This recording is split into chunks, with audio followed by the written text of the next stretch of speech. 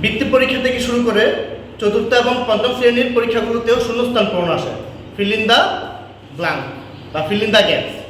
সেখানে right use of ভার্বের ব্যবহার আছে, তো আমরা দেখে নিই।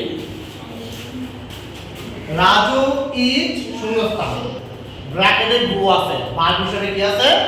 গো। রাজু ইজ শূন্যস্থান, ব্র্যাকেট আছে গো টু স্কুল। এখানে দেখো তো অক্সিলারি ভার্ব কি আছে? হ্যাঁ, ই। আমরা শিখেছিলাম কি, যদি সাবজেক্ট এরপরে এম ইজ আর থাকে, এম ইজ, তখন ভার্বের সাথে কি যুক্ত করতে হয়? আইএনজি। তাহলে এখানে ইজ আছে না, তাহলে ভার্ব আছে কি? গো। তাহলে গো এর সাথে আমরা কি যুক্ত করে দেব? আইএনজি যুক্ত করে দেব। গোয়িং কি হয়ে যাবে? তাহলে শূন্যস্থানে কি হবে আমার? গোয়িং। আই এম শূন্যস্থান আছে, ব্র্যাকেট দাও আছে গো টু স্কুল। এখানে এম আছে না, এম আছে, তাহলে ভার্ব সাথে কি যুক্ত হবে? আইএনজি। তাহলে কি হবে? গোয়িং।